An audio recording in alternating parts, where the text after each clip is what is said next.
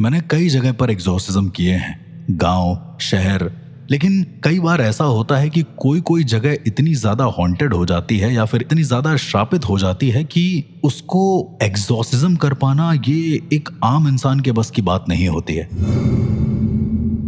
वहां पर सच्चाई कुछ और ही होती है। ऐसा ही हुआ था मेरे इस केस में, जहां पर मैं एक मॉल में गया था। एक मॉल जो कि लोगों के हिसाब से पोजेस मॉल था, जहां पर रात में कई सारे भूत प्रेत आ जाते थे, जहां पर एक वकील की आत्मा हाथ में कुछ पैसे लिए बाहर खड़ी रहती थी और जो भी उसकी बातों में आ जाता था वो उसे अंदर ले जाकर मार डालती थी। ऐसा सीसीटीवी फुटेज में भी साफ साफ आया था।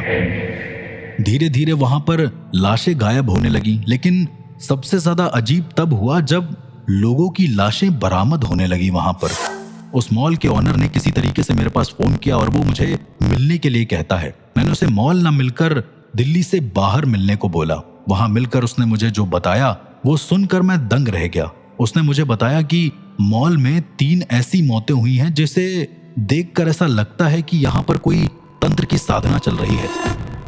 पहली मौत उसने बताया कि विशाल शर्मा नाम के एक मेंटेनेंस इंजीनियर की हुई थी, जो खुद ही लिफ्ट में फांसी का फंदा लगाकर 5वें फ्लोर से ग्राउंड फ्लोर तक आकर मर गया। उसके अलावा दूसरी मौत जो हुई थी वो नीलिमा अग्रवाल की हुई थी, जो कि एक नाइट शिफ्ट में सफाई कर्मचारी थी। उन्होंने अपने सर की डुबकी गर्म तेल में लगा ली थी, जिससे उनका पूरा शरीर बुरी तरीके से जल गया था और आधा मांस शरीर से उतर गया था। लेकिन साथ ही साथ दीवार पर लिखा हुआ था, मांस की भेंट स्वीकार करो। इसी के साथ तीसरी मौत जो हुई थी अर्जुन वर्मा की, वो एक स्टोर डेकोरेटर था। लास्ट में जब सिक्योरिटी गार्ड्स को उसकी डेड बॉडी मिलती है तो मैनेक्विन्स के साथ लटकी हुई मिलती है, जिसमें उसकी आंखों से खून रिस रहा होता है और दीवार पर लिखा होता है कि तीसरी भेंट पूरी हुई, अब साधना शुरू हो सकती है।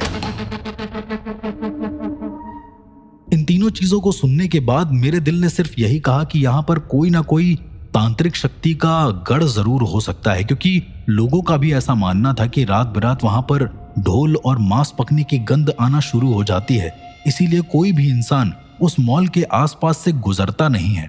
मैंने उस मॉल के ऑनर को बोला कि अब मुझे शायद उस मॉल के अंदर जाना होगा, पर उसके लिए मुझे 2-3 चीजें चाहिए। मैंने एक दिन का कड़ा अनुष्ठान किया, निर्वाण अनुष्ठान, जिसमें उस मॉल के ऑनर को उसी के घर में बैठाल कर उसके घर के ग्रह देवता को इतना मजबूत कर दिया कि उसे किसी भी तरीके की दिक्कत ना हो। इसके बाद मैंने उस इंसान को यही बोला कि वो कुछ भी हो जाए अपने घर से बाहर ना निकले, क्योंकि कहा जाता है कि कभी कभी जब आप किसी जमीन को लेते हैं या फिर किसी भी जमीन के उत्तराधिकारी बनते हैं तो उस जमीन के कुल देवता और उस जमीन से जुड़ी हुई जितनी भी नेगेटिव या पॉजिटिव ऊर्जाएं होती हैं वो सब के सब आपके पास आ जाती हैं। मैंने उस इंसान और उसके परिवार को पूरी तरीके से सुरक्षित कर दिया ताकि उसको कोई भी दिक्कत ना हो, और उसके बाद अपने साथ कुछ सामान लेकर सीधा चला गया उस मॉल के अंदर, जहां पर 3 मौतें बहुत बुरी तरीके से हुई थी। मॉल के अंदर जाने से पहले मुझे लगा कि मुझे अपने ऊपर भी कुछ तैयारी कर लेनी चाहिए, तो मैंने अपने गुरु की दी हुई भस्म अपने शरीर पर लगाई और रुद्राक्ष माला के साथ साथ मसान माला धारण करी। जैसे ही मैं उस मॉल के अंदर जाने वाला था, अचानक से मुझे एक कांपती हुई किसी बूढ़े इंसान की आवाज आई कि मॉल में कुछ है, आत्माएं तंत्र कर रही हैं, सब कुछ सही कर दो इससे पहले कि कोई और मर जाए। मैं आप लोगों को ये सब इसलिए बता रहा हूं क्योंकि जब भी मैं किसी केस में जाता हूं, मुझे वहां पर जितनी भी अच्छी आत्माएं होती हैं वो एक संकेत देती हैं कि मैं किसी तरीके से उस जगह की चीजों को सॉल्व कर दूं, क्योंकि आत्माएं नहीं चाहती हैं इस दुनिया में रहना। उन्हें इतनी तकलीफ होती है कि वो अपनी तकलीफ किसी से बांट नहीं पाती। जो भी उनकी आवाज सुन लेता है वो उन्हें हर तरह से बताने की या चेताने की कोशिश करती हैं। मैंने बिना देर किए उस मॉल के अंदर प्रवेश किया। मॉल के अंदर प्रवेश करने से पहले मैंने अपने माथे पर एक त्रिवेणी रेखा खींची, तंत्र का एक ऐसा सुरक्षा मंत्र जो मेरे गुरु ने मुझे दिया था। अंदर जाने पर कई सारी चीजें थी जो मेरे दिमाग में थी, पर मैंने शुरुआत करी उस फूड कोर्ट के पास से जहां पर नीलिमा अग्रवाल की मौत हुई थी, जहां पर दीवार पर लिखा हुआ था कि मेरी भेंट स्वीकार करो। जब मैं उस दीवार के पास पहुंचा तो वो दीवार मुझे और ज्यादा गर्म लगने लगी। ऐसा लगने लगा जैसे अभी अभी किसी ने यहाँ पर कुछ खाना पकाया हो। मैं जितनी देर में ये सब चीजें सोचता, मैं क्या देखता हूँ कि साइड में कुछ छिपकली हैं जो मरी हुई हैं, जो तड़प रही हैं, ऐसे जैसे उन पर किसी ने कोई जहरीली गैस छोड़ दी हो। और फर्श पर मुझे ऐसा लग रहा था कि कोई हड्डियों को पटक रहा है, जैसे कोई मांस का टुकड़ा अगर जमीन पर गिर जाए तो कैसी आवाज आती है, ठीक वैसे ही।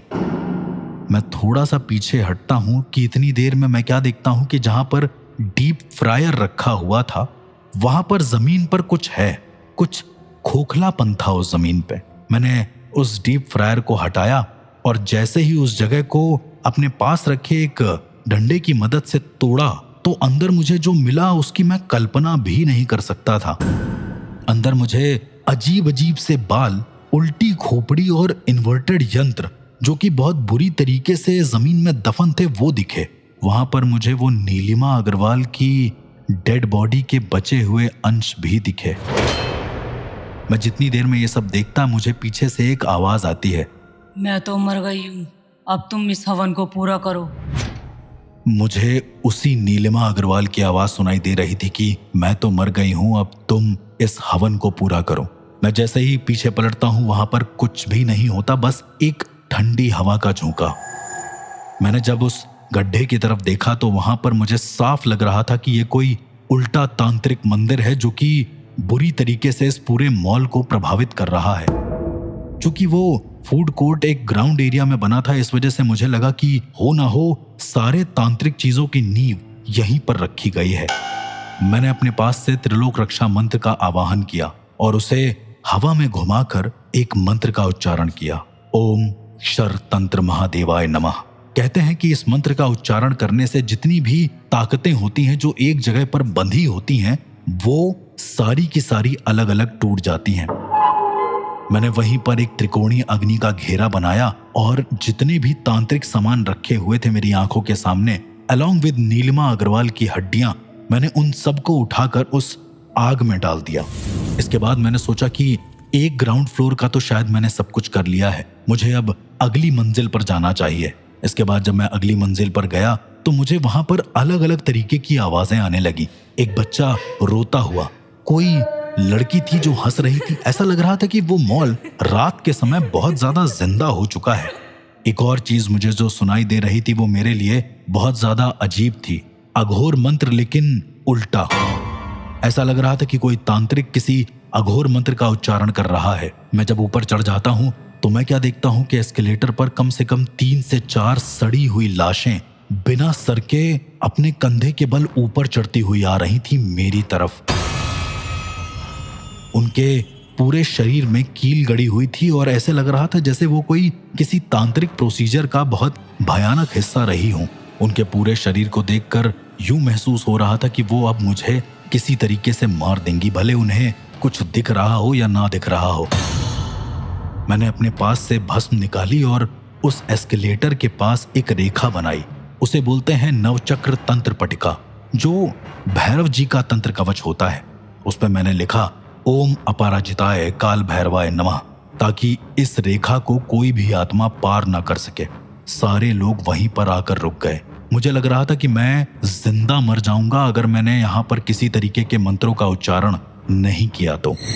इसके बाद बारी थी एक और जगह को तलाशने की जहां पर बहुत कुछ भयानक हो रहा था। एक और बेसमेंट जो शायद मेरी नजर से अलग था। मैं तुरंत लिफ्ट के सहारे बेसमेंट में जाता हूँ, लेकिन जैसे ही मैं लिफ्ट के अंदर जाता हूँ मेरे कान में कोई बोलता है कि मैं मर जाऊं। उस वक्त मुझे लगता है कि मैं अपने ही रुद्राक्ष से अपना गला दबा दूं, लेकिन मैंने किसी तरीके से अपने आप को कंट्रोल कर रखा था। गेट खुलते ही जैसे ही मैं बेसमेंट में पहुंचता हूँ वहां पर मैं क्या देखता हूँ कि वहां पर 3 काले साए एक घेरे के अंदर खड़े हैं। ये तीनों कोई आम इंसान नहीं थे, बल्कि एक सम्मिलित तांत्रिक आत्मा थी, जिसे तंत्र के दृष्टिकोण से त्रितंत्र राक्षस बोलते हैं। त्रितंत्र राक्षस इस तरीके के होते हैं कि यदि वो तुम्हें अपने जाल में फंसा लें तो तुम जिंदा ही जिंदा उनकी सेवा करते रहोगे। तुम्हारा शरीर सड़ जाएगा लेकिन तुम्हारी आत्मा कभी भी तुम्हारे शरीर को छोड़ेगी नहीं। उन त्रितंत्र राक्षस ने मेरी तरफ देखा और कहा कि तुम अंतिम बलि हो, तुम आओगे तो हमारी साधना आरंभ हो जाएगी। मैं बहुत ज्यादा डर चुका था, लेकिन उसी वक्त कुछ ऐसा हुआ जो मेरी सोच और समझ के परे था। किसी ने मेरे रुद्राक्ष को पीछे से पकड़ा और मेरे ही गले को दबाने लगा। मेरी सांस उस समय पूरी तरीके से रुक चुकी थी। मुझे ऐसा लग रहा था कि अगर कोई आत्मा है तो वो मेरे रुद्राक्ष को पकड़ कैसे सकती है। मैंने जैसे ही उस इंसान की तरफ देखा, वो एक आदमी था। वो कोई और नहीं बल्कि उस मॉल का ओनर था जो ये सारा का सारा काम कर रहा था। उसने मुझे बुरी तरीके से पकड़ रखा था, यानी कि एक जिंदा इंसान जो कि चाहता था कि मैं मर जाऊं। मैंने जैसे भी करके उससे वो फंदा छुड़वाया, और जब मैं उस ओनर की तरफ देखता हूं तो मुझे क्या दिखता है कि उसकी आंखें पूरी तरीके से काली हैं, यानी वो किसी के वश में था। आप सबको याद होगा कि मैंने एक छोटा सा प्रोसीजर उसे उसके घर में करवाया था। मैंने उसी का रक्त लेकर अपने पास एकत्रित कर लिया था। कहा जाता है कि यदि इंसान पोजेस हो और उसे उसका ही रक्त दिखा दो तो उसकी चेतना ये समझ जाती है कि वो इंसान अपनी दुनिया में है, वो इंसान कोई आत्मा नहीं। मैंने यही काम किया। मैंने उस मॉल के ओनर का रक्त उसी के ऊपर फेंक कर उसे ये चिता दिया कि वो अब इस दुनिया में है। मैंने अपनी आंखें बंद करी और बोला कि हे शिव, जो भी हो, मेरे माध्यम से इन सारी अपवित्र शक्तियों का अंत कर दो। मेरे दिमाग में कुछ एक आवाज आई, शायद मेरी गुरुवाणी थी। मेरे गुरु कह रहे थे कि अपनी मसान माला उतार कर जहां पर वो तीनों राक्षस खड़े हैं उधर फेंक दो। मैंने बिना कुछ सोचे गुरु वचनों का पालन किया और अपने गले से उस मसान माला को उतार कर उन लोगों की तरफ फेंक दिया। वहां पर फेंकते ही चीजें इतनी बुरी होने लगी कि बहुत जोर जोर से आवाजें आने लगी। ऐसा लगने लगा कि अब सब कुछ खत्म हो जाएगा। मॉल का ओनर मेरा पैर पकड़कर सिर्फ बैठा हुआ था और वहां पर जो भी दृश्य मुझे दिख रहा था वो बहुत भयानक था। 3 आत्माएं जिनके पूरे शरीर से सिर्फ खून रिसता हुआ जमीन पर गिरने लगा और वो आत्माएं धीरे धीरे पूरी तरीके से खत्म हो गईं। सुबह जब मैं और मॉल का ओनर उस मॉल से बाहर निकले तो वहां पर कई सारे पत्रकार खड़े थे। मैंने किसी भी टेलीकास्ट को करने से मना कर दिया और बोला कि कुछ भी हो जाए, ये मॉल आत्माओं का पिंजड़ा है। मैंने इसके ताले को तो तोड़ दिया है, लेकिन अगर कोई फिर से यहाँ पर उल जुलूल हरकतें या किसी तरीके की तंत्र साधनाएं करेगा तो वो फिर कभी जिंदा लौट नहीं पाएगा, इतना याद रखना। मॉल अभी भी वहीं पर खड़ा था, लेकिन एक बात शायद आप लोगों को सता रही होगी कि आखिरकार उस मॉल में हुआ क्या। आखिरकार वो मॉल कैसे बना तंत्र का गढ़। मैं बताता हूं। मैं जब उस मॉल से निकला तो मैंने वहां पर अपने गुरु की दी हुई पवित्र राख को उड़ाया। उसको उड़ाने से मुझे पता चला कि बहुत समय पहले वहां जहां पर मॉल था वहां पर एक जंगल हुआ करता था। उसके भीतर एक गुप्त तांत्रिक आश्रम जिसे काल शक्ति पीठ कहा जाता था। ये कोई साधारण आश्रम नहीं था। यहाँ पर तंत्र के काले और बहुत ही निपुण प्रयोग होते थे। इस पीठ का संचालन करता था एक बहुत ही ज्यादा महत्वपूर्ण तांत्रिक जिसका नाम था आचार्य चंद्रनाथ, जो मृत साधना और मानव बलि के माध्यम से अमृत को प्राप्त करना चाहता था। उसने 9 रातों तक नरबली दी अपने सारे सहयोगियों की, जिन्हें वो किसी तरीके से बहका देता था। लेकिन 10वीं रात उसकी साधना पूरी होने से पहले गांव के लोगों ने मिलकर उसके आश्रम को जला दिया।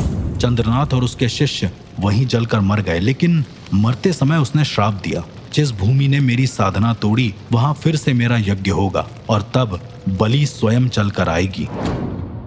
वर्षों बाद वो जमीन एक मॉल के रूप में इस ऑनर को बिक गई तो बिना सत्य जाने वहां निर्माण शुरू हो गया।